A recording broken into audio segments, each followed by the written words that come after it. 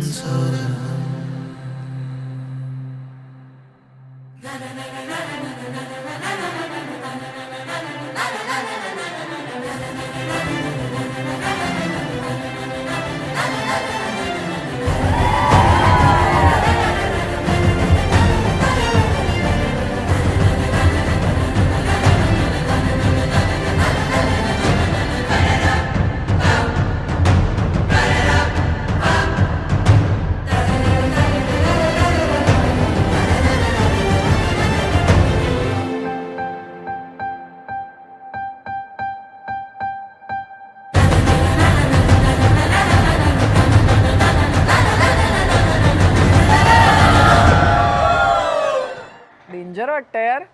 आधी म्हणजे असं 2 तास भेटायचो, टाइमपास करायचो आणि आता डायरेक्ट एक आगाशे टू दामले ट्रान्झिशन आहे. त्याला जरा अजून भीती वाटतेय.